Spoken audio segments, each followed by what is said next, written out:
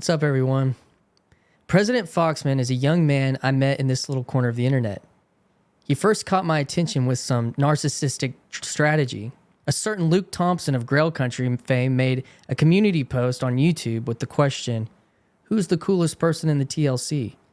Now, at this time, I had been in the TLC for all of a few weeks, and as I read through the comments, to my surprise, I saw an account called President Foxman said, "Christian Baxter seems pretty cool, and Grim Grizz would be right up there with him." I thought, well, I've got to meet this person because there's obviously a connection. After a few weeks, another active participant in the TLC dropped me an invite to Grim Grizz's Discord. I hadn't done much Discording in my day, but I decided to delve into this mysterious world. After some digging, I found President Foxman was there.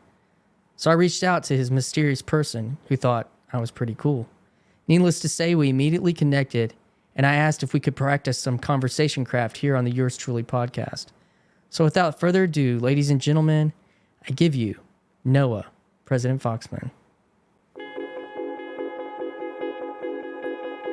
Hi, this is Christian Baxter, and you're listening to Yours Truly, a place we go to think out loud.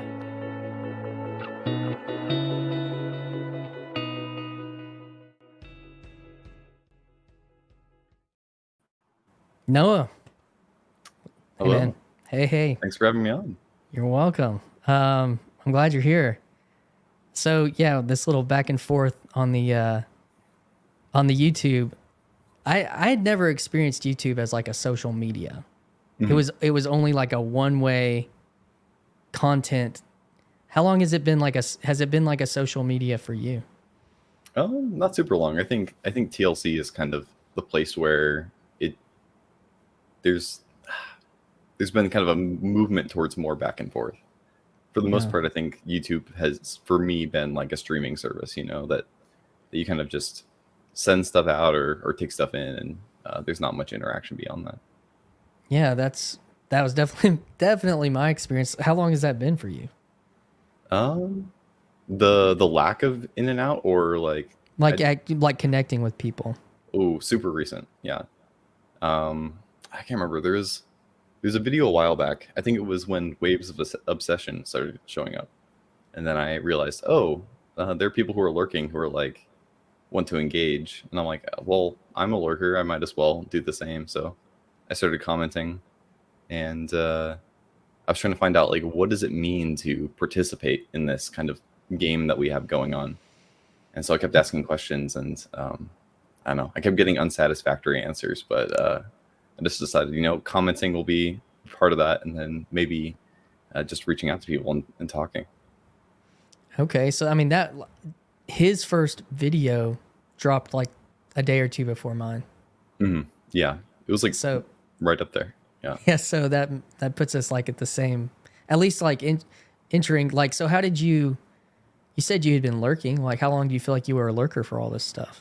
Ooh, trying to think of when I started watching Paul's stuff. It's been a couple of years. I think it's been almost 2.5 to 3 years at this point. So COVID? Through COVID, and just kind of had his videos on in the background while playing video games. And I think I started before COVID, actually. It might have been close, though. So maybe 19, maybe 20, somewhere around there. But yeah, it's been a while. It's been a good bit.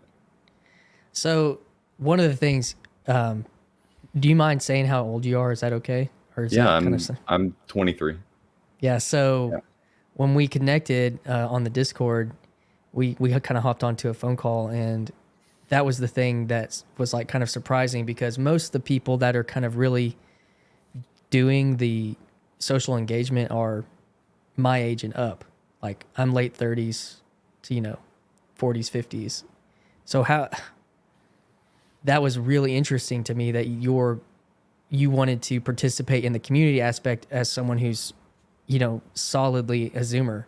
Like, what really kind of drew you in, and as coming from that perspective? I think it's been more personal. My explorations with kind of philosophy and religion, and I just found that, like, especially around Paul, the conversation was I don't know, was really hitting all the things that I was looking for. Trying to find a way to see the world in a way differently. I don't know how to go much further than that. But interpret things that are going on in pop culture and stuff in a way that digs into the deeper theological questions that could be going on. I think that might be a good way of putting it. And so Paul's like in his 60s, Yeah. and he's interpreting culture through that lens, and you're 23. Like, so how did that, was that weird? Did that made sense? I mean, a little bit, but then also just everybody has a very unique perspective. And so being able to see, like, oh, this person has all this experience that they're framing their worldview through, and I have mine. And so part of getting a better view of the world is by grabbing those other perspectives and kind of taking them and being like, oh, okay, like this is a little bit more complicated than I realized it was, or something like that. Yeah, I think it. I mean, and that's really a wise approach. I think when I was still your age, wasn't as interested. I wanted to engage with things that were much less deep. I did have this experience though where I said this prayer when I was about 21. I said, God, please make me a thinking person. I was at this camp where all these other people that I was on staff with seemed to have really deep thoughts, and they were like talking about these edgy ideas and culture, and I was just there to kind of play music, and I was like, I don't feel like I'm that person. I still sometimes don't, but I like I said a specific prayer, and here I am in a thinking. I don't know if I knew what that was going to cost me, but here we are nonetheless. But I mean, it seems like that's kind of what you're wanting. Do you feel like you're alone in that as a young man? Like, do you feel like you relate to a lot of people in your social world? It really depends. I know I've always had a tough time with small talk to a certain extent.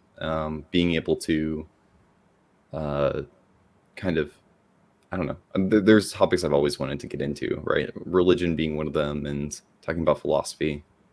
And when you're trying to make friends, it's pretty common to just be like, "Oh, what's your job?" or "What did you study?" And so I've met a few people. A good friend of mine for a while, he moved away relatively recently, but like from day one, like I think he asked me something about like, "Oh, what do you like to do?" And I was like, "Oh, I like to read," as one of my things. Is, "Oh, what have you been reading?" And I said, Dostoevsky. And he's like, "Oh, Dostoevsky." And then that just launched a huge conversation for the rest of our friendship of just digging into those topics and talking about religion and kind of some of the ways that we see things differently, but being able to kind of talk on that level of like, these are the things we find most important, so that's what we want to talk about. Yeah, it seems like it's a rare gift to encounter that. And I don't know if it was upsetting or saddening that he moved. And obviously you can keep up with people, but it's a little different. Yeah. I mean, yeah, that's been a difficult thing for me is, I'm in that kind of age of just graduated relatively recently. And so you have a lot of people who are kind of moving away to do their own thing or start their own families. And it's just kind of like, I don't know, trying to keep a connection going is not always the easiest. No, it's not.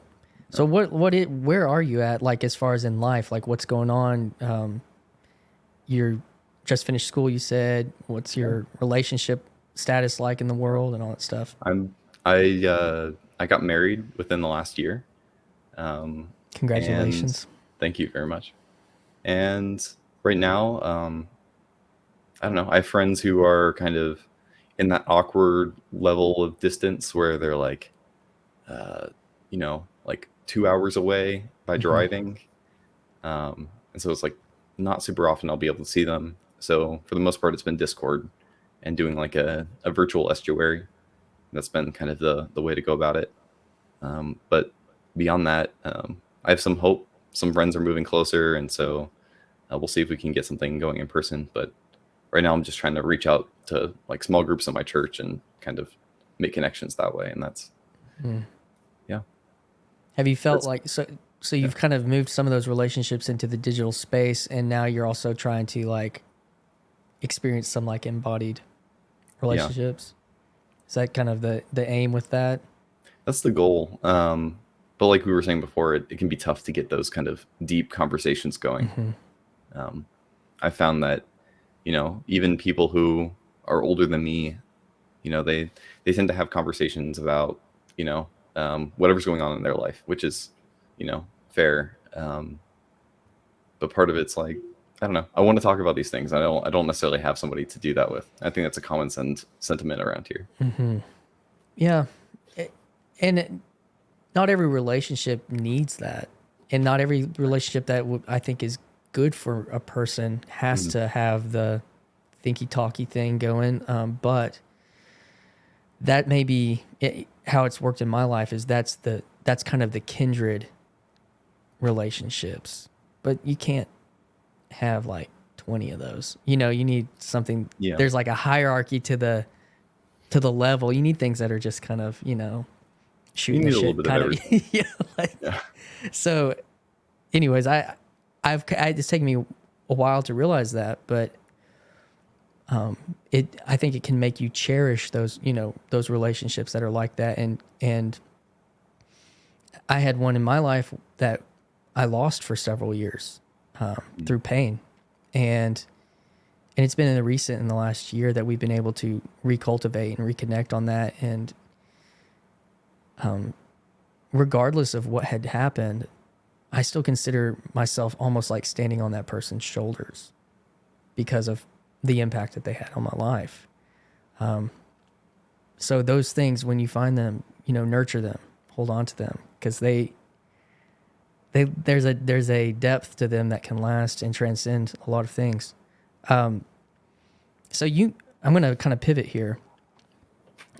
You made a video called Gen Z's Desperate Search for Authority. I was super impressed by that, and I felt like, as somebody who's almost 40, it made a lot of sense to me and what I see in the culture. But that's from a person that's been married for 15 years, has a couple of kids, has bought and sold a house or two. Is it in a different place where I can look at it at the culture and think, oh yeah, there's a desperation there. But for someone that's in your shoes, 23, looking at the next 15 years of your life, so desperate search for authority, like what does that mean? What does that actually mean to you?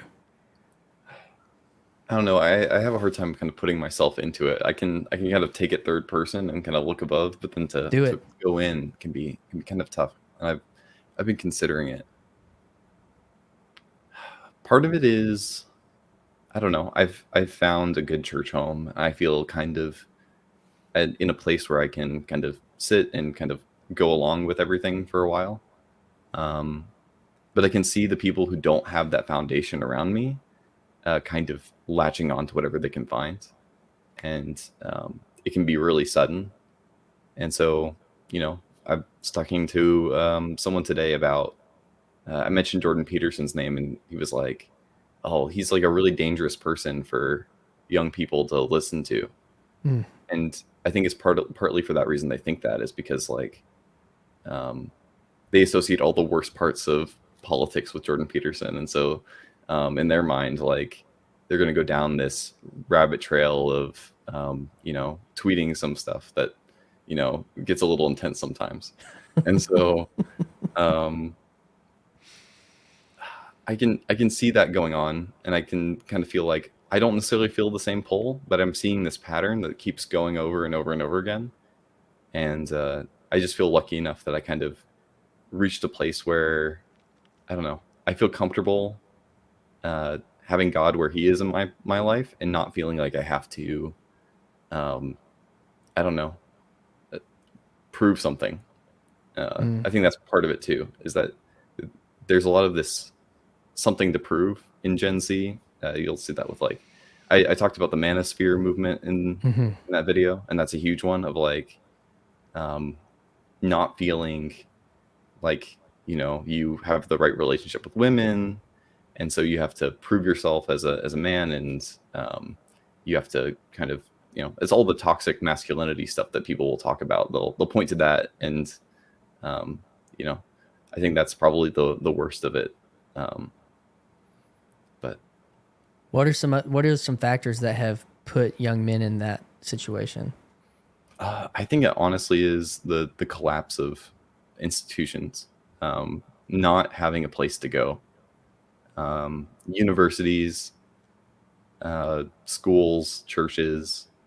There really isn't a place for men beyond the military anymore. It feels like for men to be men, and so you see a lot of people going to basically very hyper traditional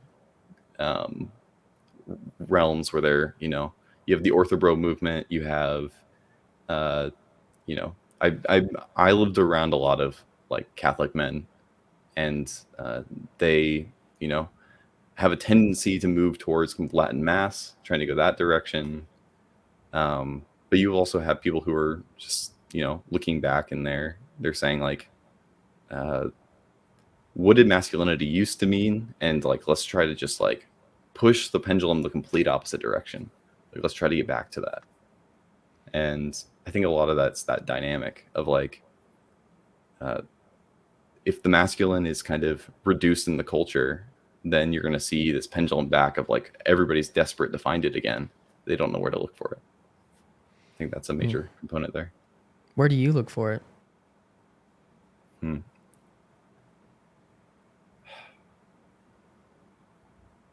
I think it's just, honestly, I think it's trusting God. Like I don't know how else you put it. What does that look like practically? Yeah. I think it's understanding that, I don't know, in my life, it's been understanding that things are not in my control, and slowly learning that lesson over and over again. Yeah. That like I can try to manipulate things to my advantage, but in the end, it's not me. I can't do anything about it. And I think Stoicism has been helpful for this. This kind of lesson of like what is in your control. And if it's in your control, you can change it. And if it's not in your control, then it's not in your control. And then kind of combining that with understanding of you know, a God figure. I think it's really powerful to hold that and to say, okay, like I'm going to do what I can where I am, but I'm not going to try to force anything. So But Stoicism. I don't know if that's a satisfactory answer. No, I agree with you. I could have never come to that conclusion at 23, but I agree with you. Well, I have a lot of life to live, and I'm sure I'm gonna yeah, regret you saying know, all that. stumble forward sometimes. But no, I mean, I'm still learning that lesson more and more. You had mentioned in one of your recent videos that you had watched the stream where I talked about when Jordan Hall said he'd come on my podcast. And that's a perfect example of control versus letting go. That was the basically what I was like dealing with in that situation. I didn't want, for whatever reasons, I was sure or insecure that he's going to back out because I'm not somebody or something. So I wanted to be like, well, I'm going to keep questioning him, or I'm going to keep reaching out and become annoying, basically, like, because I wanted to try to control, make sure this thing. And I mean, that's just one example. I actually dealt with this a lot while I was at the summit, the old Symbolic World Summit. Let's see here.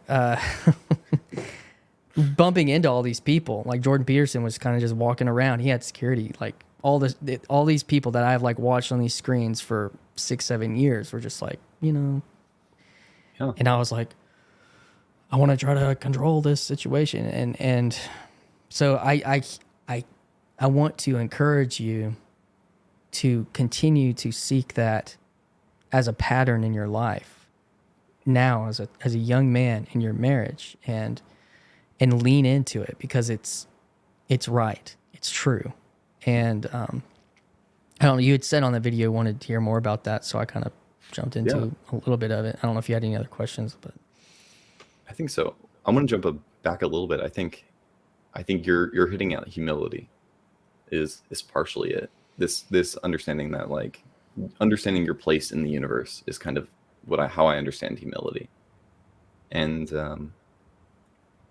that's a I prayed for humility a few times in my life, and I regretted it every time. Like it was not a fun experience, mm, but it was good. It was good for me every time.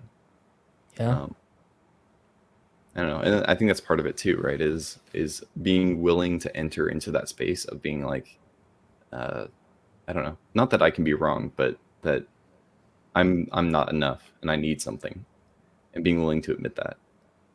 Um, yeah, I think going to what you were saying too. The reason I wanted to talk to you about that was that uh, that has been a little bit of my experience too, of like this kind of seeking. How would I even put it? When I was making videos early on, there were one or two videos that kind of popped off out of nowhere, and they got a lot of views really fast. And I had a whole bunch of people subscribe to my YouTube channel out of nowhere. And I don't know, it felt good, right? That there's attention and there's validation there. Hmm. And then there's also this kind of like, I don't know, it could be better. Like I, there's a, both, it could be better, both the stuff I make that like, oh, but my stuff isn't that actually that good. So I need to work on that. But then also that, oh, but I just want the bigger number, right? If I reach this number, then like, okay, I'll be good. But it's kind of at an awkward place or something. And so trying to manage that and try to let go of that has been difficult. And I was wondering if that was part of what you were experiencing too, because it sounded like Oh that was a yeah. little bit on your end. Oh, a lot of it. I've been doing YouTube for a solid 2 months. Hmm. And the first video, as I see it now, like I'm sure that Chad grabbed it, threw it on Discord, and it like, Hmm. that was the initial, and then it got into some other people's algos. Like I didn't understand that at first, and it just was like, what is going on? So it was like kind of helpful to know that in this little space for that kind of content, there's kind of a network that is looking for that, and has like, and that's that weird social side to the TLC that you were talking about. Yeah. So that was kind of helpful to be like, oh, okay, well, it wasn't just like there's kind of a world, another world going on here that is separate from me. And then I don't know, it was very cathartic. I got a bunch of stuff out really quick because it was like just telling this story, this like initial story, and I was feeling like, okay, it felt like, okay, I'm just responding and getting this catharsis that's not really attached to attention, because I'm like, it's not like these things were just like popping off or anything. It was just like, okay, this is good. And actually I like the process. I miss having an outlet for this in my life. And then, going on to Chad's podcast, which you said that you're like in line to do, which is really cool. I was thinking, I was pretty nervous about that. About kind of sharing my story. I was more intentional with my story in that process. And I think you're looking to do that. And so that kind of was in my head. That got in my head a little bit. Just there's a type of, if you're paying attention and you share this stuff and you're trying to be honest about it, I've had like what me and my wife call vulnerability hangovers. Hmm. And I try to acknowledge that and then be okay, or So that's been a part of it. Paying attention to for me, it's like paying attention to my body, to my spirit, to my conscience or something. And then once I started doing the podcasts, it kind of felt a little different because I started doing the premieres and then having people like joining the chat. And so that was a different level of engagement that was really exciting. But it took my attention in a way that I initially was kind of unhealthy. And I had to, like when I was doing it time-wise, and that was just kind of leading up to then when I made that video for about, not for Jordan, but about Jordan Hall. I honestly hadn't watched anything about Jordan. He was tacitly in my mind from like 2018 Rebel Wisdom. I wasn't as much on like the Vervaeke level of things. I watched some of his stuff through the years, but nothing like, but I kind of knew like where the status was, and it hit. And I also, when I started hopping on streams, I noticed, oh, wow, this really, like, if it gets reposted, oh, that's the other part. Okay, I'm trying to put these things together for, like, when Paul tagged me in videos, I was like, oh my gosh, like these things, they happened so fast. And I was like, this is exciting. Wow, this is a world that I had been previously, like, had been so meaningful to me. Now I'm like in it. Wow, and you just, so that was intense, very intense. And going on the streams, and then like and like Grim picked up some of my stuff and shared it on his. I was like, oh my gosh, I didn't know that it could work that quick. I didn't know, like, I didn't think enough of myself to think that this was going to be like, people would think this stuff, And then, like I said, the Jordan Hall thing, and that's when it, like, my motives started to just very, like, weigh on me very, very heavily. And I think the thing, I was telling my wife this, we went on a walk this afternoon. I think the thing that I noticed was that it feels like something I don't want to talk about. And that's a signal to me about shame. And then if I keep that inside of me, that's going to grow into something really unhealthy. So I actually, like, I told Jordan it before our podcast, like backstage, I was like, I feel like I've really struggled with making this opportunity or you as a person into an idol. Like, so getting that out, like saying these things out loud, there's so much value in being honest about your emotions. Like, you need to have boundaries, and there's certain places to do that. But for me, that's how I've tried to walk as I continue to, because then I went to Symbolic World and I had some situations there that were bonkers. I could tell you about them, but that it just was another level of acknowledging I need to step away. I need to walk out of here because I'm feeling too much ambition. Yep. So, and I had a previous life before this where I had done ministry and you can actually, I was looking there. I have some videos people took of me in 2008 that are on YouTube. So, like, I was kind of in this tacitly back then, but it was still like the same thing. But what I would have said then was, I wouldn't have talked about it because I felt if I actually acknowledged those feelings, then that would have been me being prideful. But instead, it kind of like turns into pride, or it turns into arrogance because you're not being honest about it. And that's what I liked about when you shared that video. I've hearted it because I was like, yes, no, like, that's it. Saying it out loud and processing those feelings and being honest with them and put them out there. And talk to your friends about it, or obviously talk to God about it. But there's a difference between what God's already like telling you, and then you being able to like get that out, talk to your wife about it, talk to people in this space. Because I think that's even the stuff that kind of Luke Thompson talks about, you know. And Yeah. so, anyways, I've talked a lot. Well, that's the story on it. Yeah, I think it was really helpful for you to say that, especially in the not an estuary video when you did that. Being able to say that around other people, but then also to say it and to express that, and I don't know, just to hear somebody else in this kind of area of the internet, to be able, this little corner of the internet, I'll use the branding. Do it.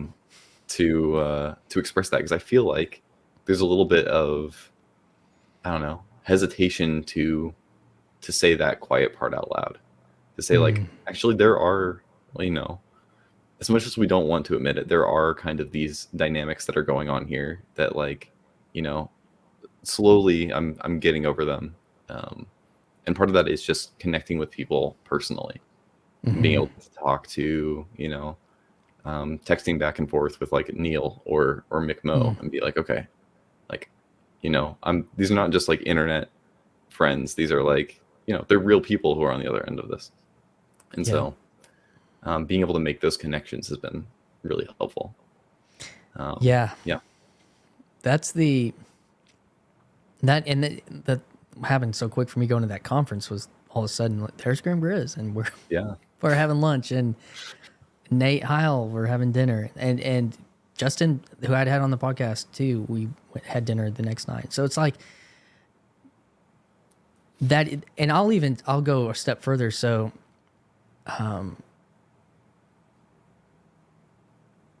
what I've learned this lesson about this, and so I made a video a few weeks ago, and it was when Ruslan KD had on Jonathan Pageau recently, and it was all related to this stuff happening. And I kind of made a little video, and I made a little kind of joke about Ruslan not knowing, like being, like questioning if Jonathan Pageau meant the Logos was Christ. And I was like, how could, you know, he's questioning if this guy's a Christian or something. And I kind of made a little tongue in cheek. Well, then I met Ruslan at the conference, and I was like, man, I kind of feel bad about making this joke about him. Like he doesn't, you know, I'm like nobody, but and then I had another moment where I was making this video, and I thought about making an opinion about the Jordan Hall, John Vervaeke video. And I stopped myself because I hung out with Jordan at this event, and when you watch that video that they released like a few days ago about Jordan's conversion, was their first conversation about that. It was a very intimate, vulnerable, you know, between two friends that cared about each other. And I was just like, man, I don't really want to make an opinion about that because these like, and so to your point, like these are real people, and I think that's, you know, what TLC is doing with YouTube in particular, because YouTube just has this, you know, silver screen effect. I was talking to Paul about this a little bit. More than other platforms, because you just see a YouTuber and you think, whatever the size of the channel is, it doesn't matter, because of the way you look at that, you think this person is something else than a person in a way. And what is happening in this space is kind of breaking that down. I don't know, your thoughts on that? I think so. I would agree. I think being able to, I mean, I think the live stream is like the big thing, right? Of like Luke having a live stream and just like people hopping on. Because there's something else, like when you're in the hive mind, right? Like there's one vibe, but as soon as you like jump onto the live stream, you're like, oh, this is a real place. This is something. And yeah, I think that's definitely a big part of it. He has such an openness, like he kind of is, he's so hospitable too. It doesn't, like, you may hop on for the first time and you think, oh man, and he's just like, it doesn't matter. Oh yeah, that's how I felt. I don't know. He runs it well. So yeah, man, this how are you seeing this in other spaces as a Zoomer? Are you hearing about this kind of stuff happening? Because It y'all are depends supposed to be on, like ahead of the curve and everything. yeah, it depends on what you mean by like this, right? Mm, Like not around religion necessarily, mm, or philosophical topics and stuff like that. But there are spaces that are like that are growing that are um, more community oriented and not in just like a normal like we have a Discord way. Um, there's a streamer I followed for a while, and he has a community Discord, and there's a new Discord from people in his community that have branched off, and they made their own Discord, and they, of course, they have their own branding. It's the labor union for the chatters in his live stream chat. That's the way they define themselves. So the name of the streamer is Atriarch, and they're the Atriarch chat labor union. So it's the ACLU, and that's how they define themselves. And so, but that group, they have made. There's a few people in that community, and they met over Discord, and they recorded music over Discord, mm. and they made some just amazing music. It's crazy, and it's most of it's themed around just like funny songs about the streamer and like inside jokes. But then they reached a point where they ran out of inside jokes to make songs about. And so then they started just, you know, making songs just about things that they were interested in. And they just made like I still have some of their music on my Spotify, like on playlists and stuff. It was that good. And just that's a little piece of it. I see these in like live stream communities, especially where they're Like Twitch participating type together. stuff. Yeah. And like making things together. And they have a desire to make things. Um, I don't know if you're familiar with Brockhampton. Mm. They were a group. I don't think they're together anymore.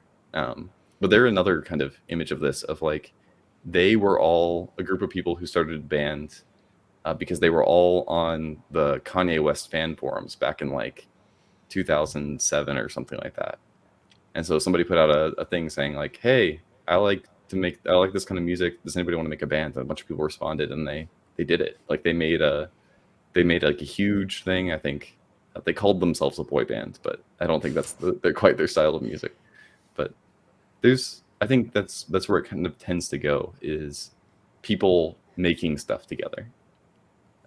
Well, In the yeah, and you community. see that pattern with like on Friday Morning Nameless with Hmm. Neil and Yeah. Chad, and I even kind of had that same thought because I reached out to Pete from Strange Theology a little bit about something like that, and so it's like that does feel. Or the branding for that matter. What do you mean? Or like all the branding that gets made, like Chad and McMo and Yeah, Raquel, like yeah, they're all like, you know, people are handing each other music and yeah. people are making videos and they're turning it into something. So do you feel like these millennials that are doing that are behind? Like you're, like this has already been going on for people your age more. I Are don't you? know if it's Are happening you? Do you more. feel like we're downstream from that? I think we're gonna see more of that a little bit, but it's kind of tough because people in my generation are, at least in my experience, right? I go to a very kind of secular university. There's not a lot of people who are interested in religion, and most of them who are like I want to say like at least half of the women I've worked with have identified as witches at the Mm-hmm. university, Mm-hmm. and that's just like worshiping like usually the Greek pantheon. Mm-hmm. And so um, I don't know, it it feels like people are coming from such different places. Usually the people who aren't interested in playing the political game or kind of, that's usually where they end up, is that they need to find an outlet, and I think creativity in some way takes that form. Yeah, that was one of the topics at Symbolic World was as the current age is kind of collapsing, Mm, the things, and you're perfectly aligned. You're in the Northwest. So like yeah. the edges, the people on the edges, like that stuff starts to like bubble up, and we're going to see.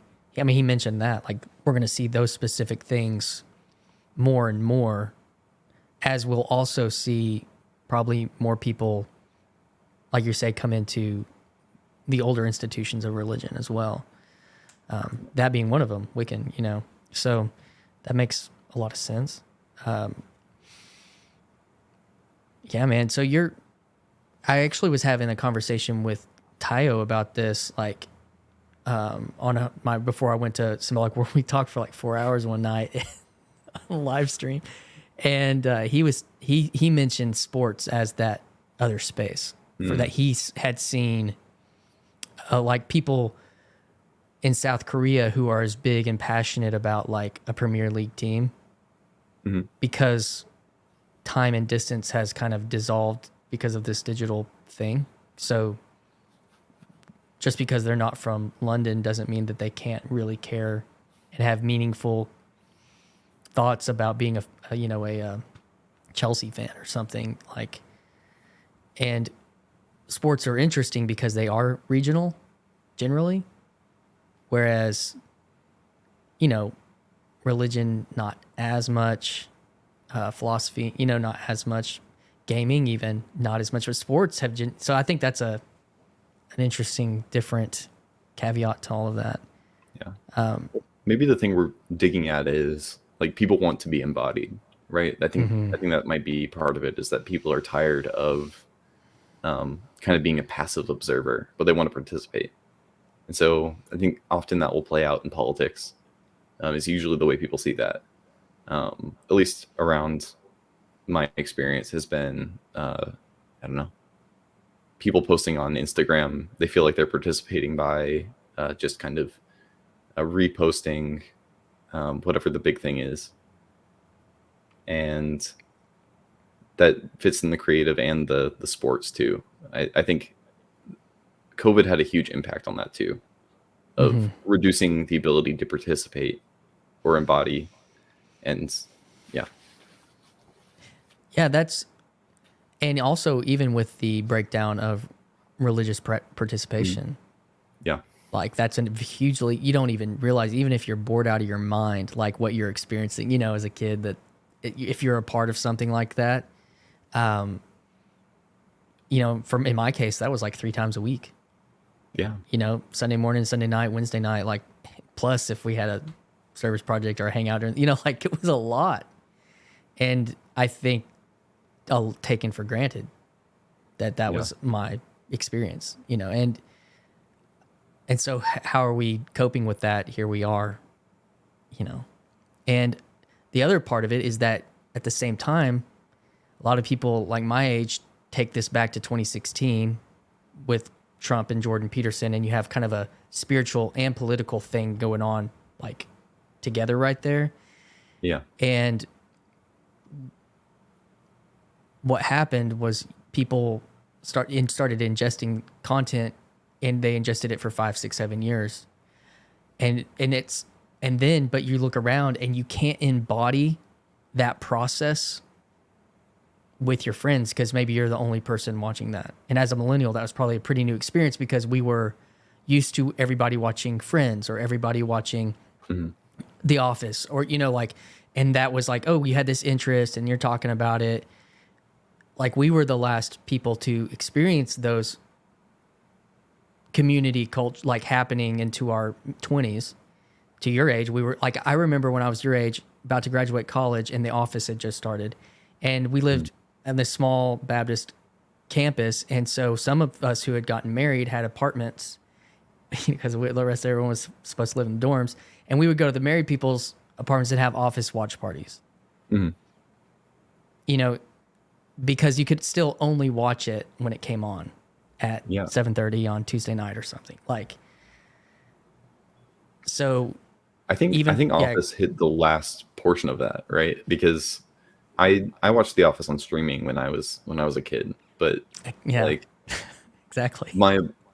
In my experience, from even my mom talking to people, she'll make jokes about The Office and we'll do stuff, and people don't know what she's talking about. And I think she's kind of running into that wall of like, oh, this kind of idea of a common culture is, I think The Office kind of was one of these tipping points of like not everybody was The there. other one was Game of Thrones, and that may Yeah. have been like the closing, and that was, you know, even you had to be of a certain, generally a certain age to watch that, and so it's like that was even a more niche kind of thing, and like my brother-in-law would have watch parties with that, and I think it was, and so now why are concerts and sporting events like it made no sense to me why emo like people were buying all these tickets to go to these concerts, but I think it's coming back to this same thing. Mhm. Like we're like desperate to find these opportunities to meet and coalesce around something of some commonality. Yeah. But I definitely think that, like you're saying, for I call it like the Jordan Peterson sphere of influence, like then level down TLC with Paul VanderKlay and Jonathan Pageau and stuff, like all these people, if you did that for 3, 5, 7 years, you're like, that was what happened to me. It's like, I've got to get into conversation about these things because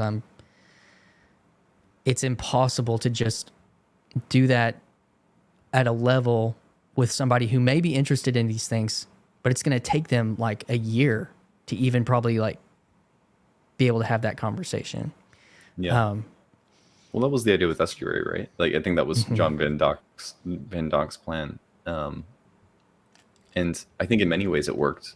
But you have plenty of, I think it was Alan who was saying that he's part of an estuary, and um, they don't know any of the TLC stuff. And I think that's a pretty common experience for a lot of estuaries, is that they just they're interested in the topics, but they're not part of this conversation. And so I think there's a Probably, balance there of probably like, some are people yeah. that are starting them are native digital, but the people that then are attracted to it locally are Yeah. like you're kind of putting a call out to the open thinky talky people. Hey, come to an embodied place to talk about these things. But I would assume that a lot of people that are kind of on the ground of getting them started have some tacit, you know, connection to some of this stuff. So a lot of your, I'm going to kind of pivot on here. A lot of your content is based around video games. What role have video games played in your life, Noah? Video games have been kind of, I don't know. I was never too into movies up until movies and music are kind of the things people get into, and both of those things I didn't get into until very recently in my life, for the most part. I'm kind of the type of person to like, if I find something, I kind of want to dive into it and explore it. And from a really early age, I was playing video games, and so just all parts of it, participatory storytelling, the ability to, you know, have agency of some sort. I think that's something that I've kind of latched onto. I think Paul's video, I think it's the most underrated video on Paul's channel, but it's his one on Dark Souls, talking about. Oh, he did one on Dark Souls? Yeah, he did. It was crazy. It was out of nowhere. I was like, "Oh, you're making a video on Dark Souls?" But yeah, he made one, and it was about agency and this kind of Dark Souls presents itself as this game that is very difficult, that no one can beat, and that's kind of the image it puts onto the world. And if you can't beat Dark Souls, it's okay, but like, because it's the hardest game. But the secret is it's not the hardest game. Like it's actually a relatively easy game once you know how to play it. But the feeling of achievement of being able to beat what everybody calls the hardest game is the thing. That's the secret to the game. And so being able to have that kind of space, I think that was a huge thing for me. I made a video about Borderlands 2, and I'm embarrassed to say it, but there was a moment in my life I was having a really tough time, just in school, with friends, just with everything. And there's just a point in Borderlands 2 where one of the characters, who's kind of a joke throwaway character, says to you that like you're a badass, and that in my life, it just like I started crying just sitting there playing this video game of like, oh, like, I don't know. I had parents who were really kind and they said great things to me, but like, there's a certain element of like, oh, that they're my family, right? Or people are my friends, but then to have like, I don't know, just a word of affirmation out of nowhere, just like it broke me. And it was just, yeah, I don't know. That's one of those feelings about like, I think video games provide something like that. And I don't even know what to say about it, I have two thoughts. Let's see if I can hold on to them. Mm-hmm. The first is I've listened to Jordan Peterson several times say how when he's been moved to tears by the amount of people that say that he helped them. Mm-hmm.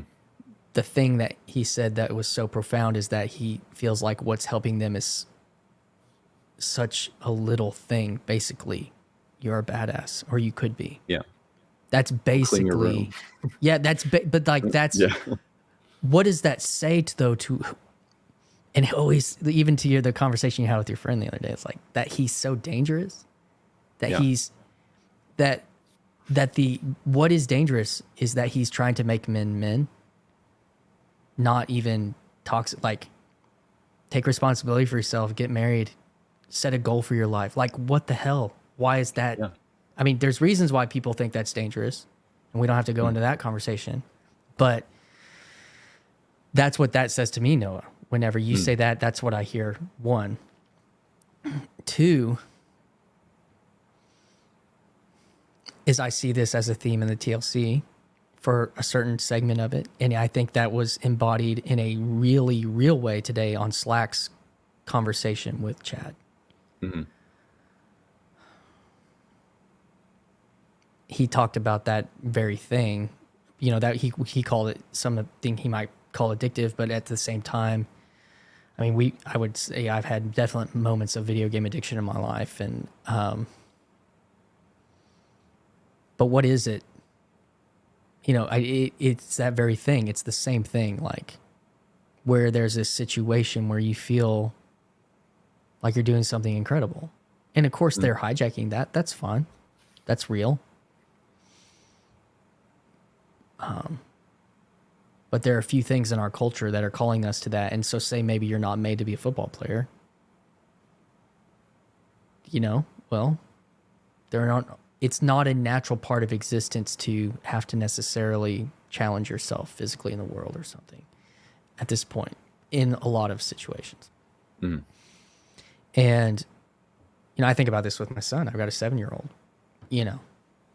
and I like playing video games with him. But I also want him to be strong.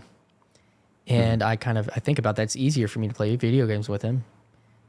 But what's so crazy is even though I've had this long journey with video games, they could only provide so much immersion for the most part of my life. I was in 6th grade the first time I saw Super Mario 64 on a big screen. And that blew my mind. But that level of immersion didn't happen until I was 12, and then that was another year or two before I even got a Nintendo 64. So it's like, I was like 12 or 13, where the amount of immersion that my son can take into a video game that's with 3D graphics, like that he can just take for granted, but the level of immersion is very high. It's very powerful. So the other part of it is, you were talking about I've never thought about the agent part of it, the agency, but I've always liked third person games more because of that. I don't know how to explain that. Most people I talk to like first person. That's almost like, I very rarely meet people that I feel like enjoy third person as much. I don't know. Do you have any thoughts on that? I'm curious. No, I think I connect with you on the third person thing. I think first person, there's something about not being able to see your character. About being able to like fully understand like, oh, this is who I'm playing as.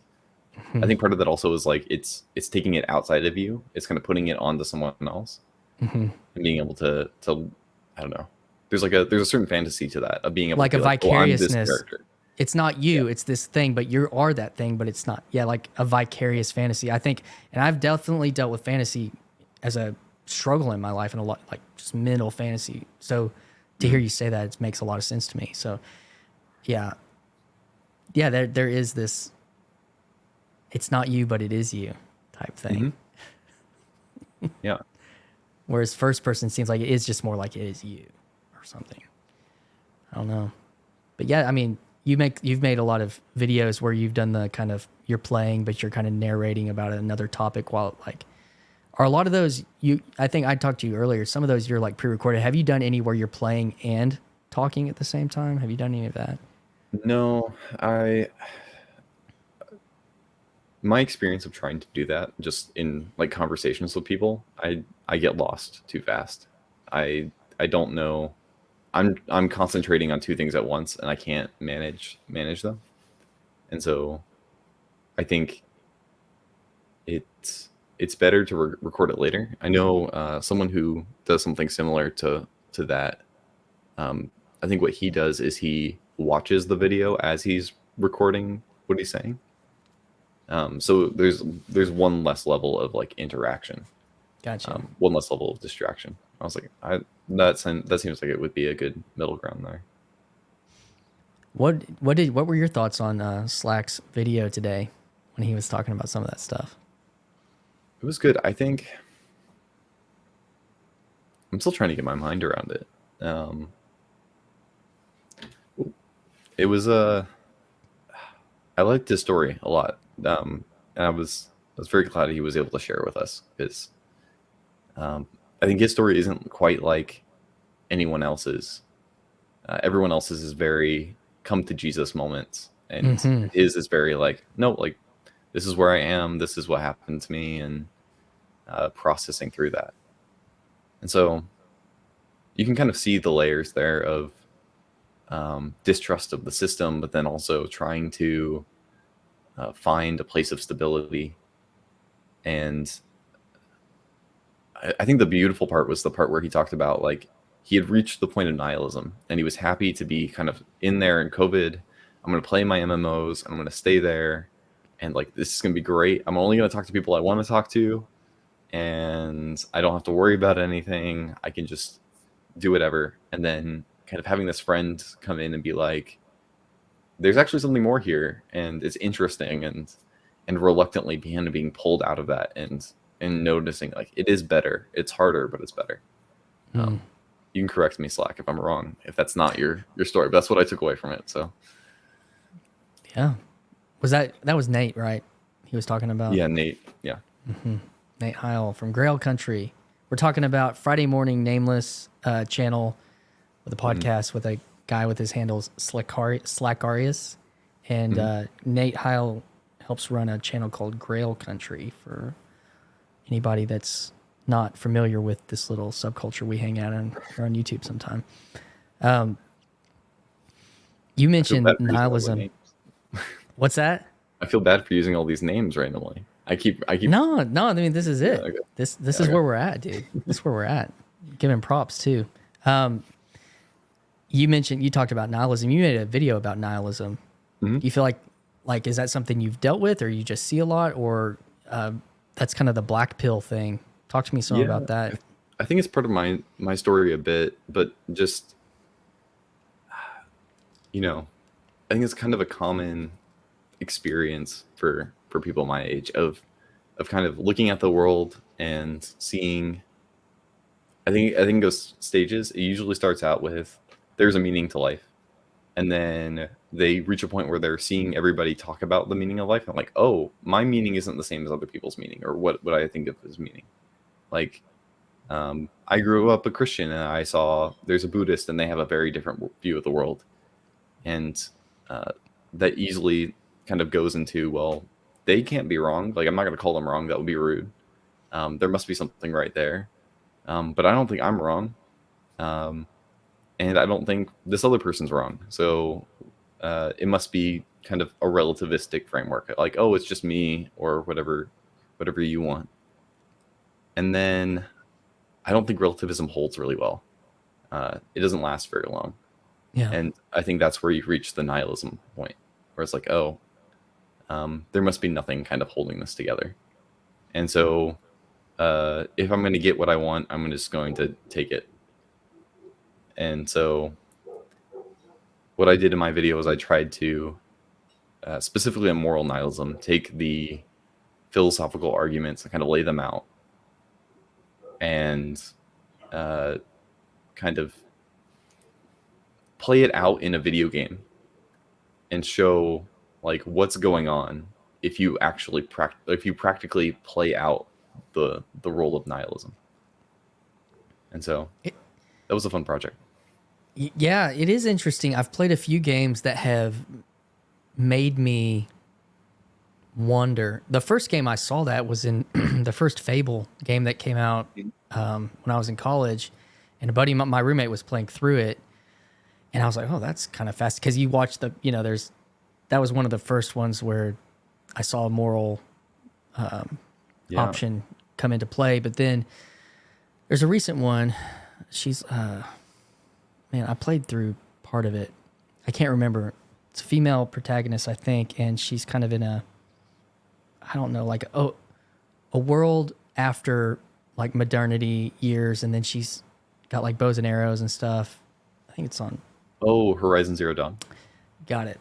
And that's like, it's got morality built into there and a lot of stuff. And I think, I mean, my own morality comes out and be like, well, who do I want to be? Or like it's interesting how it actually draws that out of you. What was that like for you when you said, is it like choosing the opposite, or like what was your conclusion on that? Well, no, I started it as a meme, to be honest. I was trying to make like a funny video, and then I realized, oh, this could be something way more interesting. Mm-hmm. But the original idea was, I was going to say, I'm going to play a video game as a nihilist, and then I walk up and I just shoot a random character in the head and like be like, okay, that was my playthrough. Like, have a good day.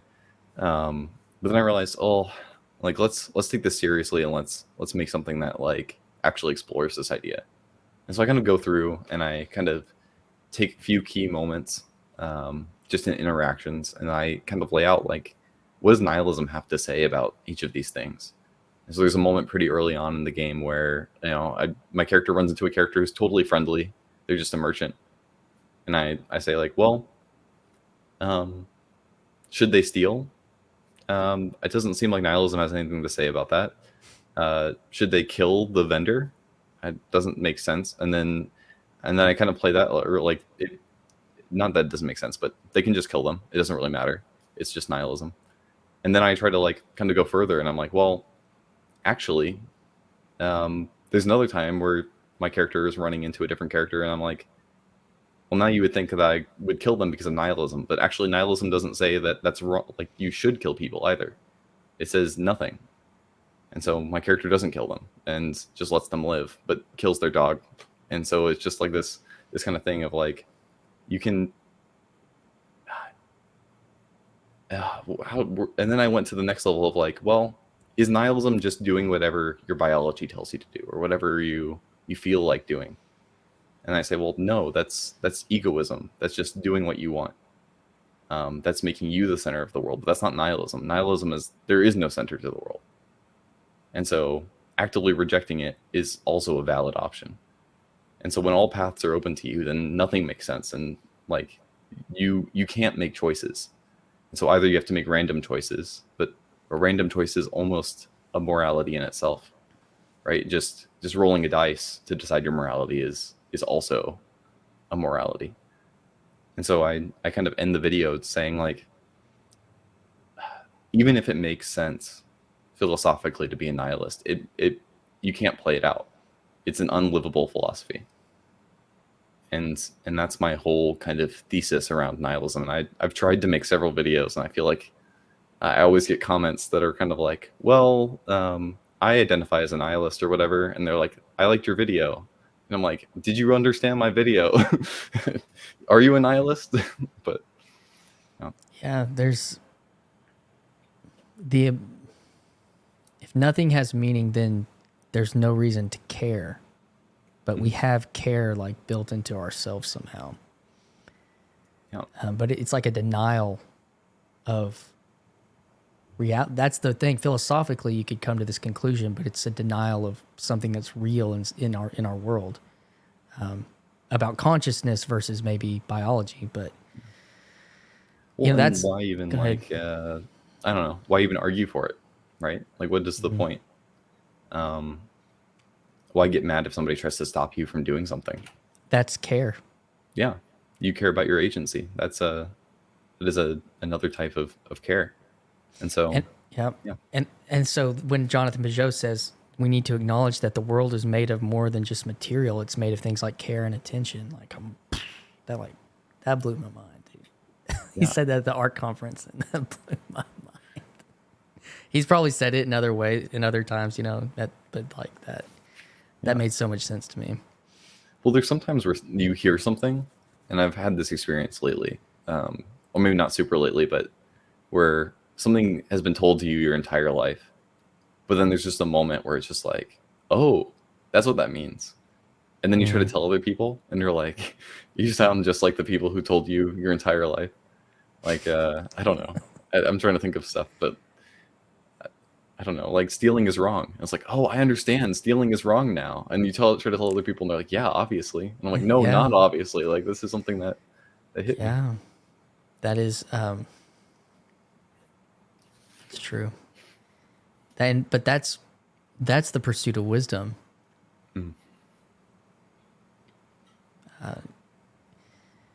I remember when, like, my life had just completely upended. I had upended my life, and by an act of grace, somebody I had gone to church with said, "Hey, well, I know you don't have a job anymore. Do you want to come do some construction work for me?" To the guy that has like this much experience with construction work. And I worked with a young man who he was a Mennonite, and he was strong as an ox, and he could do anything that my boss told him to do. He was like his right hand man, and he was excellent.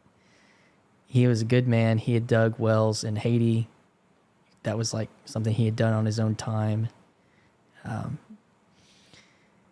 People might look or talk to him and think he's a simple person, but he was just he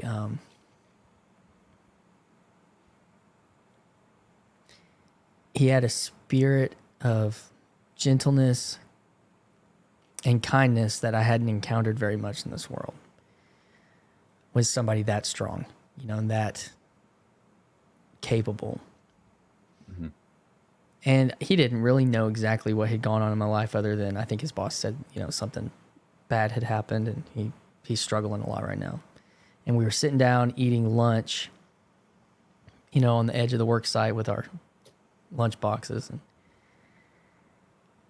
and we were talking about this, like learning, being foolish or something. And he said, the fear of the Lord's the beginning of all wisdom. How many times had I heard that? Oh, yes. And it made so much sense. There's plenty of scripture that dealt with the thing that happened to me, like me, betrayal of people's trust, betrayal of relationship that I had done, that there was plenty of very clear scripture about that. And like, to fear God means to like trust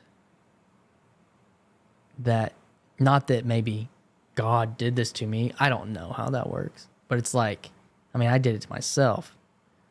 But these are the things that he warns us about, even like in love, is like, how is that? That's the beginning of wisdom, is to trust his wisdom, his truth. Yep. There's very clear things that if I had trusted that, believed it, like actually believed it, not just known it, but that old thing. And sometimes it takes some of us, and my hope for you, Noah, like as I've seen you in this pursuit of wisdom in this space, is like maybe Noah can learn and trust wisdom as a young man, and it can make him wise beyond his years from people that didn't know how to do that when they were 23. I don't know. That's part of why. Yeah. That leads me into talking about I don't know if this is something you want to talk about, but in our phone conversation, we talked about Ravi Zacharias. Yeah, How did he impact your life? man, he was kind of the one to shake me awake. He was the one that, in my kind of lowest point, um, I don't know, I wasn't interested in kind of talking about religion or thinking about it. I was kind of done, and I don't even know how it came up. I think it was my dad just kind of was like, "Oh, there's this guy," and put it on the TV and just had the YouTube video going, and just hearing him like, "Oh, like I think I finally made the connection." And there's a few things that have done that to me. Like there was a few things in a row, but that was the first one. And so I don't know. I'm very thankful for the work God was doing through Ravi Zacharias. Um, and I'm glad that, I don't know, my foundation became deeper out of the kind of fallout of his ministry. Yeah, so he had betrayed people's trust deeply for Yeah. a very long time. As a person who had said they were one thing, wasn't another thing. Betrayed his marriage and the ministry and everybody like that. Yet you said that actually, I don't know, you could say put your faith to the test or was a crucible of that. Like, yeah, what happened whenever all that came out for you? Oh, it was a really difficult time because I don't know if it wasn't the most difficult times, like in the most difficult times of my life, but it was a particularly kind of potent one. I remember just kind of going on a walk outside and being on the phone with my family. I don't think they had heard that it happened yet. I think for a while there was some stuff that was like rumors that were going Mm-hmm. around, but Mm-hmm. as soon as like that, I think it was Christianity Today or something like that published an article. It was like, okay, the nails in the coffin. Like all these women are coming out and talking. I was like, okay, like no matter what, I have to deal with this in one way or another. And so um, I talked to them about that, and I was struggling on like how much do I keep and what do I throw away? Do I say anything that Ravi Zacharias said is coming into question, and should I just kind of throw it out and just keep everything else, or do I keep what he said and have to look at it through a new frame of reference? Like, do I have to look at it through a different lens? Um, or do I just keep it part and parcel, not worry about it, ignore it, kind of, and just say, I'm not going to listen to him anymore, but what I have is good, or something like that. And so it was a difficult kind of moment, just kind of having to sit down and kind of take it apart, um, and kind of understand, uh, you know, it was kind of a deconstruction kind of moment of like, okay, how important am I putting people in my own faith, um, and how they're doing? Yeah. Um,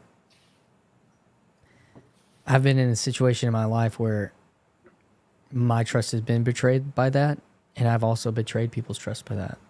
Mm. So I used to do itinerant ministry, and a person that I looked up to was my mentor.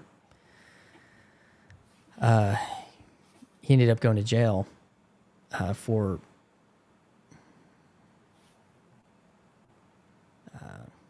how do I want to say this? Crimes of invading women's privacy. Mm.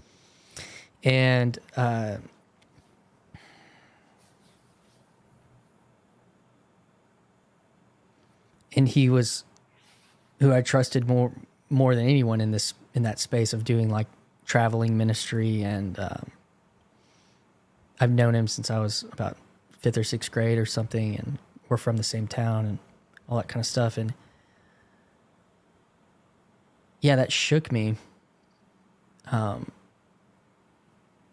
even had to end the relationship with him because at that time, and I can't speak for now, but I could tell he wasn't really taking responsibility for what was going on.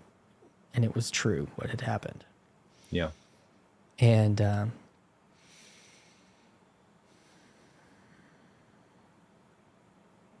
so when I betrayed people's trust, there were people who had known how close we were that asked me how could you do that when he had done that and you knew that.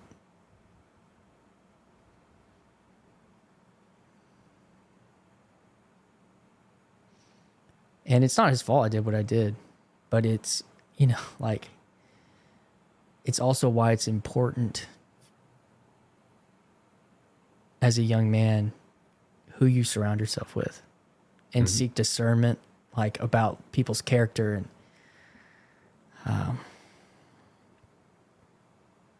and not ignore things that maybe your intuition's telling you. And maybe you ignore them because they maybe are a pathway of opportunity for you. I've taken some time, and after that, where I think I still am kind of in this place of like, everybody I talk to and everybody, I don't know, I think about this with everybody, like, what if, you know, they have this thing hiding and they're holding something back. And it's not a fun place to be, but I think there's a certain level of like, at least the consideration of it can keep me to a point of like, okay, at least I'm not going to idolize these people. Like, at least I know that like there's always the possibility some things behind, like, hiding in their closet, and so I'm not going to put them on a pedestal, because if I do, then who knows. And so that's been, I mean, in a sick way, a certain grace out of it, out of that whole situation. That is true. And if you can hold on to that as wisdom, then that's very true. I had this conversation with one of my best friends this last week, right before Symbolic World. There's a prominent Christian worship leader that just had a pretty big thing. I don't know if you heard about that or not, or know about that or not. I don't think I heard about it, but out of respect for him and his family, I'm not going to mention it. But because it's painful for thousands and millions of people or whatever to know about your deepest shame. So, but I will say this, when I was talking to my friend about it, and it's funny because he's sitting across the table from somebody he knows that like has betrayed people's trust like that, like me. And he was just like, you know, I was like, Kev, it's like my friend, sorry. I was like, dude, you know, it seems like when this pattern happens, because it's it's like a pattern in culture and life, and it's hard to know, like you're saying, you don't know. I just said they don't know it now, and you don't really tell them this because in the moment it's actually, I don't know, unkind might be the word, but that it is a grace. yeah, It's a grace that the truth is known. It's a grace to have encountered the truth that way. For them, actually, but even for other people, maybe like in your situation, like, and to be mindful of that. But I will say this has been my experience, because I've had this happen again recently in the last 2 years, where this trust was violated in a person who was supposed to be like a pastor, you know, and my wife and I both had some like reservations, but we didn't want to put on to this person our previous experiences, whether it was with me or like with the other guy that I had mentioned. Like, we're not going to place that on this person. We don't know them, you know, but we're going to be cautious, but we're going to give them the benefit of the doubt.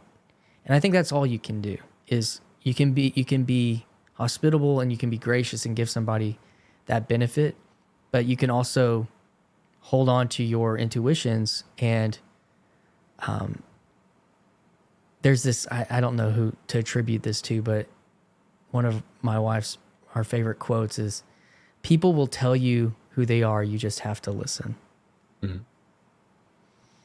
And I don't know, it was tricky with Ravi Zacharias because, I mean, you're not these people when we're on screens and stuff, and there's just a video of them giving this very polished talk. You can't like, Yeah. but maybe if you had been in his office, or there were people, hindsight's 2020, and I think that was probably true for some of that situation. But I think we can actually we can pay attention to our intuitions in a way if we are living in an honest place Yeah. on that stuff. Yeah. I think one part that came out of that too is this sense that the introspection, right? If it could happen to Ravi Zacharias, it could happen to me. And that was a big thing that I was processing through. That you know, I don't know, it's kind of the reverse Paul, right? Paul as Saul, is stoning Christians, and then he has this experience that brings him to be, this influential teacher that and this feels like the very opposite, right? Of this ultimate fall, and being able to see, like, even if I could find myself in that place, to never get too cocky, because I know that somebody was already in that place and they made the same mistake. I think David is in this kind of realm too, right? Of a king who had everything, and he still fell. And so having that distrust of myself, a healthy distrust of myself, and being like, okay, I'm not going to think that I'm going to be above the temptation. I'm not going to put myself into a place where that's going to happen, if I have the option to. And if I find myself in a place that's not good, I want to repent as fast as possible and get out of there. And that's been one thing. That's been some wisdom I've been trying to incorporate. And What do you mean by repent? What does that look like for you? I guess I was trying to say confess, but I think repent too. Yeah. To confess it, and then to make it clear, like, hey, like, this is something that happened to me. This is something I did. And I'm going to, like, do my best to turn around and stay out of that lane. Because I think it's easy to, if you start compromising in little places, you're going to start compromising in bigger and bigger places. And if you're not prepared to tell the truth, I mean, this is Jordan Peterson too, right? He says, don't lie to yourself, right? And that's part of it. Is if you let these lies kind of slip in, you're going to find yourself in a place you don't want to be. Yeah. So when you said confess, or when you said repent, the word you were actually maybe more. I mean, both are totally valid. Yeah. The confession is the action of what the idea of repentance is. Repentance can be a little bit more too. It can be, depending on where you are, right? Like, maybe what you need to do is confess, and that is your repentance. But maybe you've already started down a road that you need to, backtrack on, and you need to apologize to some people and make amends, and maybe delete some stuff, or who knows what's going on. So there could be a little bit more to it, but confession is always the first. That's all very good. I was late to that game, but the practice of confession is what allowed me to begin a real journey of repentance, like step one. And it sounds like you were saying, like, confess to the person that you transgressed. Sometimes, and sometimes it's just confession in general. I think, I don't know, whether that be to God, or, I don't know. I'm not Catholic, so I don't have confession in the same way. I'm a little jealous of that ability to have a time dedicated to it. But tell me about that. Oh, of my jealousy, my envy. Yeah. Unpack that a little bit. I think it's useful. I think being able to have that, and being able to say, like, okay, this is a spot dedicated to this very important part of our lives.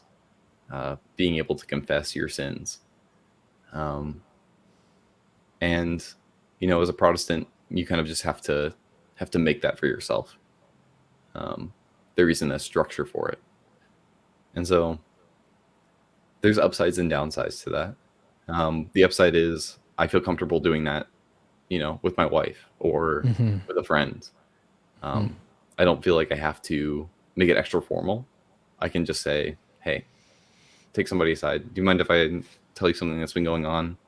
X has been going on in my life, and I'm working through it. Can you pray with me about it? But sometimes if you don't make time for it, it's not going to happen. And so there's upsides and downsides. By formalizing it, it can be intimidating for some people. It can be too much. But at the same time, talking to a friend about it can be intimidating as well. And so I think like there's like a hierarchy of it. Mm-hmm. Like maybe the individual confession, the recognition of that between you and your higher power, God, and then maybe to like a more intimate space, like to a person that you've transgressed against. Mm-hmm. And then, like you're saying, like having that office or that rhythm that could be in place. And I found that in that order, like therapy, which isn't available necessarily for everybody, but like that allowed me to have this kind of like rhythm where I'm paying for this. I'm going to be honest. I'm going to bring my like full honest A game. But it was like that's stacked on top of these other, and then from there, there's churches that practice a corporate confession, like in the worship service. And so it's like this recognition from like the bottom up of that reality of our humanity and our need, and how that through that we gain intimacy and wholeness, where when that thing is in between you, it breaks you off from that actually. And in our society, it's like,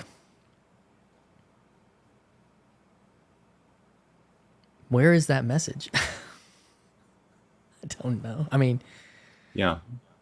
This is something I did want to talk to you about kind of low church, high church dynamics. go for it. Because I don't know, my experience is with liturgy, is that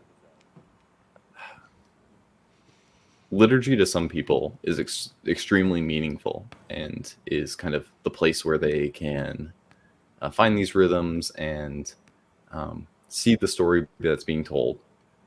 And then there's a lot of people whose faith is nominal.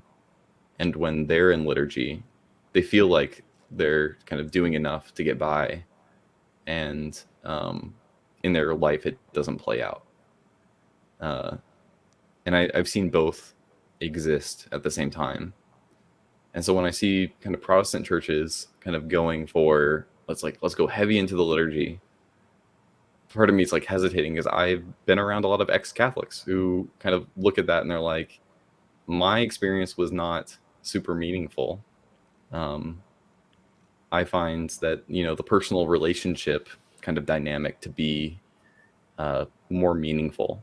But at the same time, in the low church, you have a lot of people who, like, they don't do anything. They're also super nominal, and they, when they're given all the freedom to kind of have this personal relationship, they're not pursuing it. I don't know, this dilemma that I keep running into where I'm like, I don't think it's as simple as we need liturgy or like high liturgy or we need personal relationship kind of aspects. I have a couple of thoughts. I love that Jonathan Pageau says you should go to church. Mm-hmm.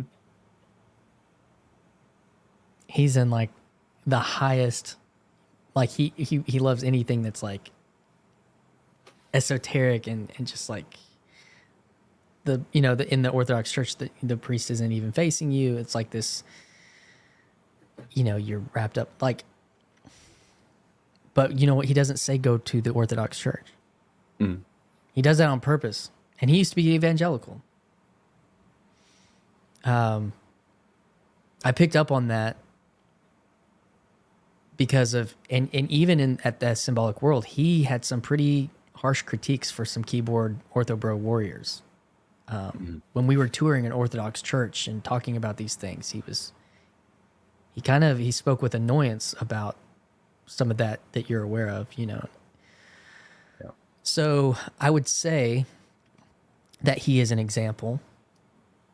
And what I think he means, my interpretation of that is this. He believes in a hierarchy of value, in a symbolic structure of meaning and a fractal reality, all these words he uses, that I think he would say he believes like that the Orthodox tradition would be at like a high point. And he has enough faith or belief in that he doesn't care where you start. If you work in your way towards that, and maybe you don't ever ascend to that point, but that's not the point, actually. Mm-hmm. The point is to go embody and go commune, be in community and take communion. And so that's one thing as far as like this world. The other side of it, like a personal experience, and you hit on it with your friends who were Catholic, who are now, I guess, maybe, you know, in a low church setting. Like, my wife, her family is like I've told this story a dozen times on here, but this is the thing. Mm-hmm. This is the connection. Like when I was younger, like we were charismatic and then we became Southern Baptist. And then I met a Lutheran who had been Catholic, whose mom, her brother was an archbishop in the Catholic Church. And she left all of that and brought her family more to a church that had Protestant value for a relationship with Jesus. But her mom was actually very into Beth Moore and that world. And her parents actually, though they went to a Lutheran church, I would have described them as evangelical when there were a lot of people at their church who were not evangelical, they were Lutheran. Mm-hmm. And my wife would talk about going to Sunday school, and she would have these questions that her Sunday school teacher didn't really want to answer. And they would kind of make fun of her for being a problem because the cultural milieu is like, well, I mean, you're Lutheran and you just kind of do the Lutheran thing. It's not personal. And it's like very high church. And then she starts dating a guy who does all the modern worship stuff. And my wife sees a lot of reality to this personalism. Mm-hmm. Would authenticity be the word that I think we're kind of dancing around? Yeah, 100%. Yeah. Now, I think that what I've experienced, because being in that, and since the very late 90s till the mid 10s, I was in that world, like heavily leading and a part of that. And so at some point that authenticity is just a liturgy, like only a liturgy. Yeah. Even in the low church. And it's just, you walk in and you kind of know what to expect and you kind of either get into it or don't, or you're performing like to try to be spiritual. And so I think that what the high church liturgy offers somebody who is serious about their faith is a more communal experience in general. Now, I think you can have very high communal experiences at a place like Passion or a place like Bethel, or like these places where everybody's really there for that purpose. But on any given Sunday with modern worship, depending on how many new songs the worship band's trying to bring in versus the quality of the music, even trying to do a rock ensemble that's not very good, and people just not caring, and there's not an impetus to participate. Mm-hmm. Where in the high church, you get, and even in how low church used to operate with like very familiar hymnody, or even in early modern worship when the corpus of worship songs was so small, everyone was able to kind of get into this. Am I making sense with what I'm talking about? Yeah, I think so. I think so.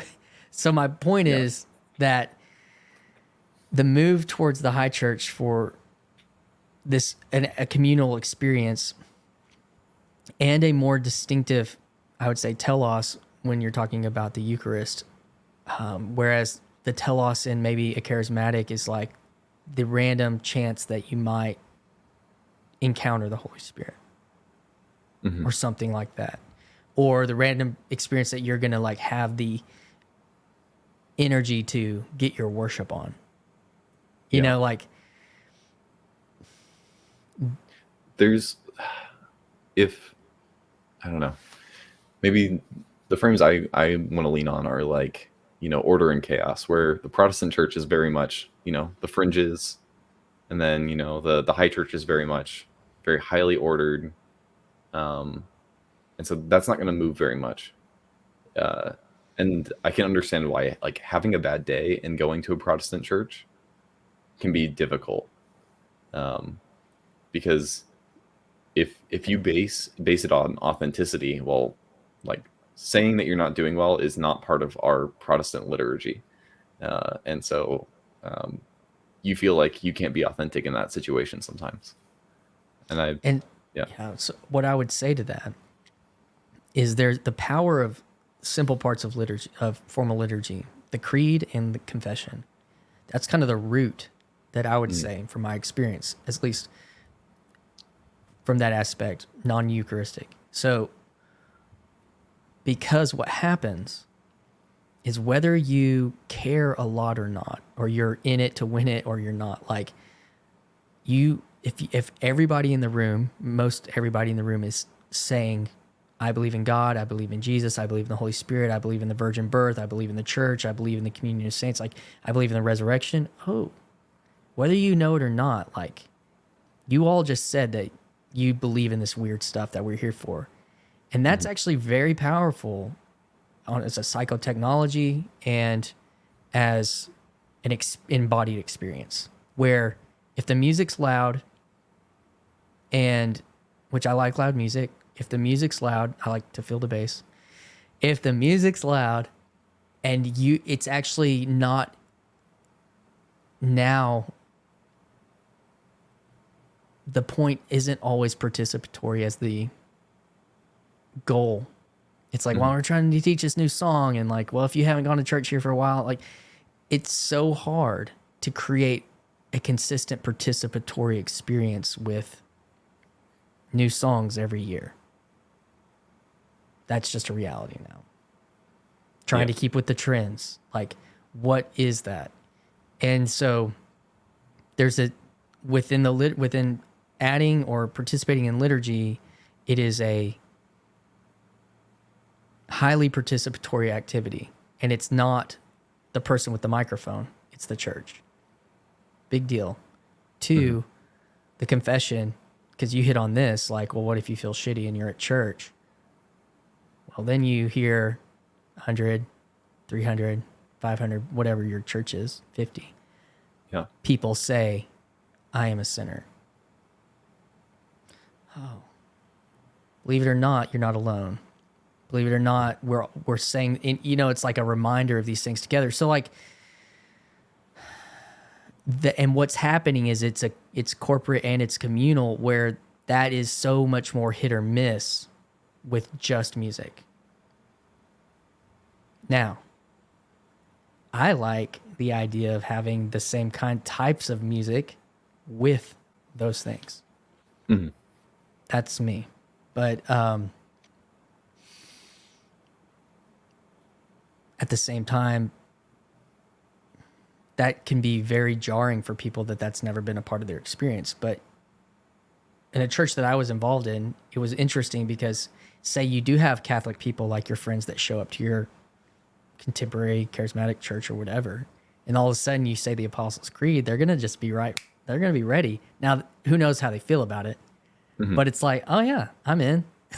Like, but the people that hasn't been part of their life, that can be a very new experience. So I don't know. Those are my other thoughts on that. That's fair. I think I think there's been kind of certain movements in the culture where it feels like it's all one or all the other. And that's been kind of the difficulty that I've seen, which is just like, I don't know why it needs to be that way, or why conversations seem to go that way. And Certainty.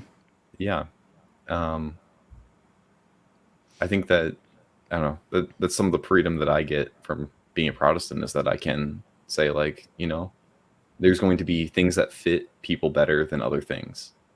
That, like, a high church context is going to be very helpful for some people. I have no problem saying that. I think that God is going to meet them there, and that's like the structure they need. And some other people, they have a lot of structure, but they don't encounter Jesus, and that's what they need too. And so, yeah. My friend who was Catholic, who came to our church, that was very contemporary, that we ended up implementing some more liturgy into, but his wife that he married was Catholic, and he always would say that his time there in the Catholic Church was like a candlelight dinner with Jesus. Mm-hmm. And you think about that imagery, kind of like what that represents, versus, I guess coming into this more low setting is more of like I don't know what the metaphor he would use to describe, just contemporary worship, like, rock concert with Jesus, I guess. But it's like, Yeah. I think it's interesting because, like, at this conference, this band Dirt Poor Robins performed, and the guy Neil deGrasse was one of the keynote speakers, and this concert, but then they're going to go to this really, and their songs are written from a place of faith. Like, they're not all explicit Christian at all, but like that's part of who he is, and I almost feel like in some ways it's again like participating in a hierarchy of sacredness or reverence towards the telos, like, and I'm getting to, like, where I'm coming from is a place of where rock and roll worship music like fits into a part of the hierarchy, but maybe isn't in this part, but it's like relevant for and in a lot of importance in another part. That's kind of also some way that I'm looking at it now, but because there's also and a lot of people are moving that way because the contemporary church is very secular. Like, there isn't a lot of sacredness. I used this in a conversation with Teo the other day. It's like, no one cares if a cymbal breaks or somebody broke their guitar or a microphone falls on the ground, or even if the communion got knocked over. Like, it would care, but like, what is the point of what is the highest sacred value in that context of worship, where if you enter into a space where if the Eucharist got messed up, like, it's going to feel deep, or if some other irreverent act took place in this space, it's going to feel deep. I don't know. So I think there's also a hunger for this sacredness, and whereas like things can be transcendent in that rock and roll experience, like across the board at a Coldplay concert or on a Sunday morning, you can experience the transcendentness, and you put Christian meaning into that, and it maybe transcends something pop, and that's true, and I think that's why it exists in that space. But sacredness is, which ties into sacramental. There's some real values for meaning that are different. That's what I'd say. Oh.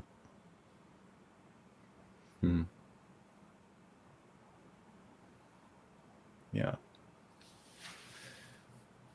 Yeah. It's been something I've been kind of thinking about a lot, about the balance. I think there's almost like a left brain, right brain thing going on, where there's the welcoming kind of side, the more kind of chaotic side. There's like the structure side that provides like a pillar to rely on, and it's a tough balance. Like I don't know. I've talked to several people, and I feel like nobody's ever satisfied with whatever balance is reached in whatever congregation they're in. Um, I mentioned in that video I have friends who have traveled all the way like for an hour or two just to go to a Latin mass service, and there's just like okay, like they're looking for something there, and they don't get that in whatever community they're already in, and I don't know. Part of me is uncomfortable with that because I don't know. God can use whatever community you have in front of you. Like if you don't need to be looking forever. Like there's a certain point of like, um, you have the tools in front of you that you need to um, pursue Him, and I don't know. That's what scares me the most. I think out of all that is just constant searching and never kind of actually doing. I think that a point on that is, so you're driving an hour, 2 hours away for worship. Like, is that really the point? You know, like, is it just the form? Is it just the form?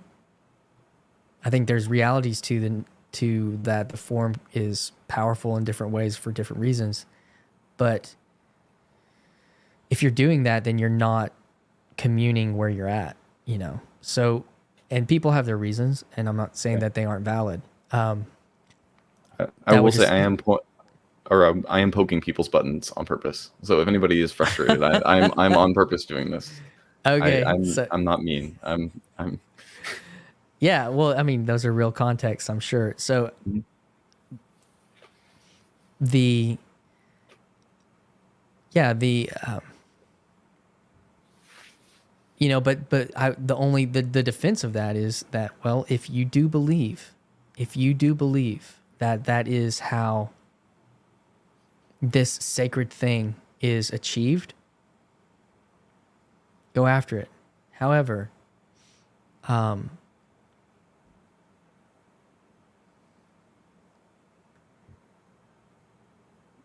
I don't know. Yeah, there's a challenge to the. I think some of it has to do with certainty, mhm. and I don't know how to speak more onto that right now, but Yeah. I think you were hitting it with the sacraments portion. Like there is an encounter with God there that's really important. And um and people react to that, but then people need that too. There is something to high liturgy that is extremely important and valuable. Um, but it feels like you have to choose one or the other sometimes, and that's the tough part. I liked what you were getting at of like trying to find a way to mesh the two together.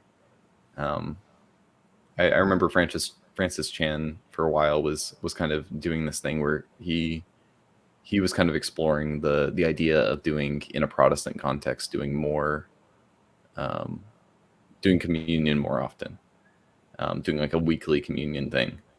Um, but you know, uh, depending on the community, some people will push back because people push back about everything. Um, I don't know. It's tough. yeah, it is. It truly is, and that, like, I'll take it back to that conversation about like my in-laws. So they had attended this church that we had been a part of for the last 7 years, coming from the Lutheran church, coming from the Catholic church, coming from a very Catholic family, and that, you know, was a leaving behind of these things for a reason. Like, this personalism. But as I talked to him, you know, I spent over 15 years having conversations about meaning and liturgy with my in-laws. Yeah. And there is a reality to aspects of it that you can't even it's hard to explain why the meaning is there, because the meaning, there's a guy who was just on John Vervaeke's podcast, Rafe Kelly. Mm-hmm. I don't know if this is the other part of this conversation that I'm actually getting more into, that I'm hoping to have some conversations with another guy about the Tao who's a Christian. The participation, the knowledge of the physical participation of kneeling kneeling for communion, kneeling on kneeler, standing, chanting together, being in this unison, those things can be found in, like, you know, the culture of, as I say, especially more of in a charismatic church. Like there's certain parts of that rhythm that people are able to tap into, but it's not totally formalized. Kind of is. I think you know what I mean, but it's kind of not. Altar like calls and well, yeah, and like what Bethel does, it isn't just totally free. There's like there's a pretty high structure to what they're doing in their worship services. What was it called? I went to one Bethel service in my time, and they had like a thing they called the fire tunnel, I think, and it was like you're all lining up on the side, and then you're praying, and then people are running through the middle. So there are these kind of Participatory culture things, yeah, but it's not as universal, because maybe that's only at their church. Whereas if you go to a Latin Mass here, you're going to a Latin Mass there, you're going to, like, and if you had that experience, there's just a knowledge, and there's even a wisdom and a truth to it. I think that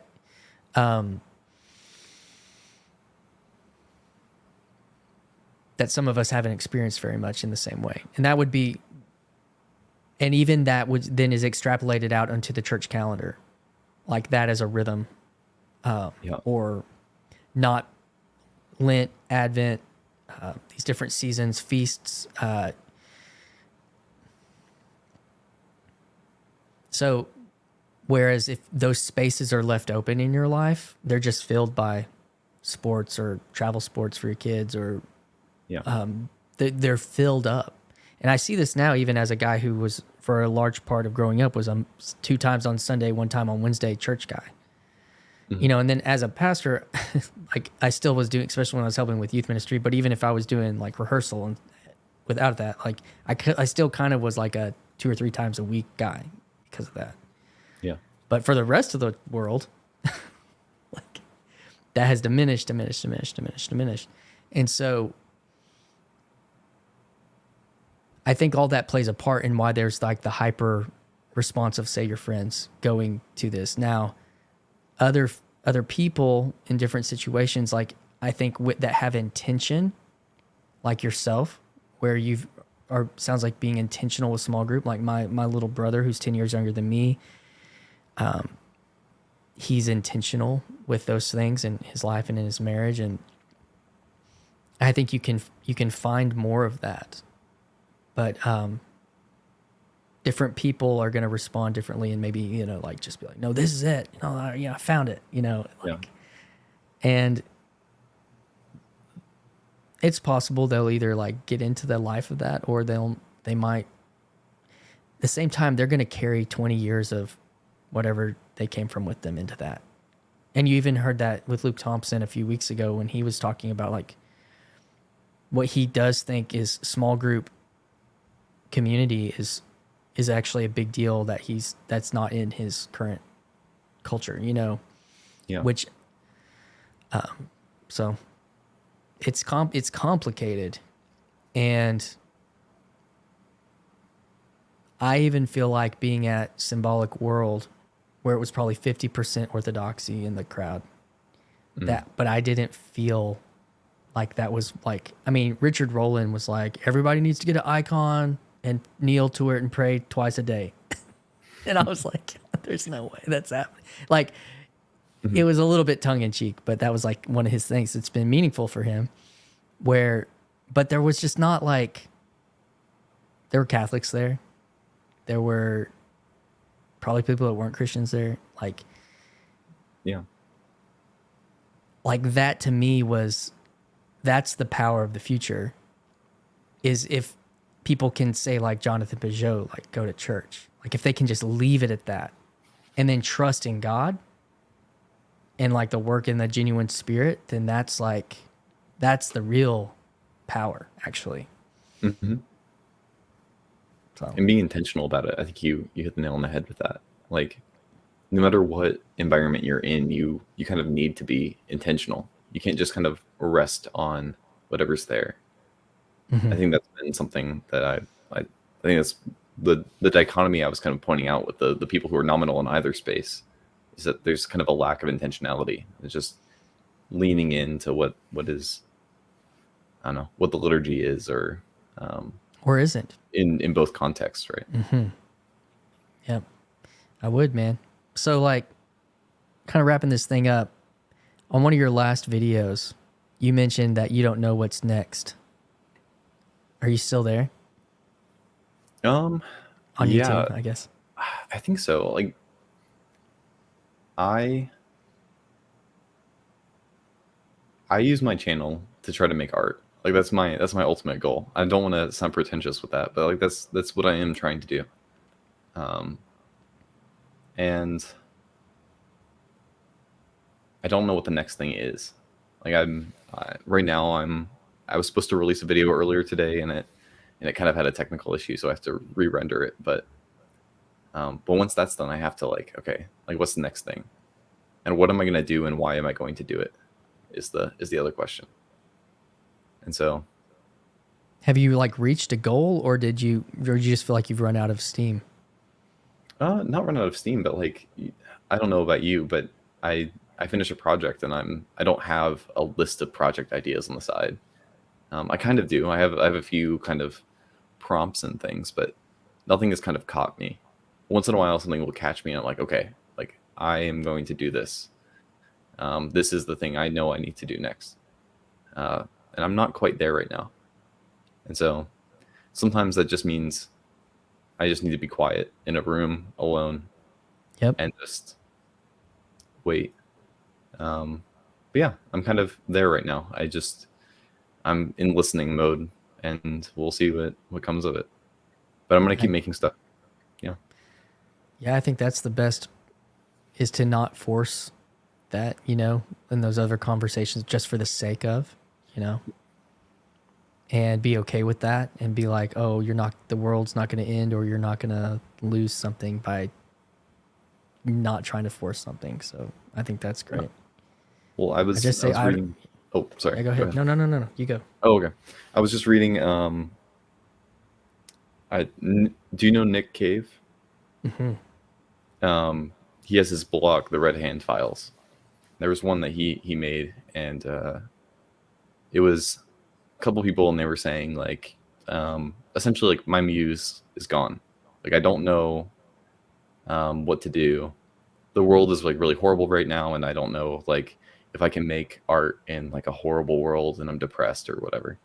And Nick Cave is like, your job isn't to make art because you're inspired. Your job is to make stuff because that's your job. Like anybody else in the world, they don't not show up to work because they don't feel like it. And I think that's kind of what I needed to hear. And that's kind of where I'm at right now, is like, okay, like no matter what, I'm going to make stuff. If something grabs me, I'll make that. But like, I don't know. My job isn't to please people. It's to kind of, I don't know, do what I've committed to do. So I'll keep going with it. I think that's a great way to end this. And I'm going to hit the bumper, and then we'll close this thing out backstage. All right. Sounds good.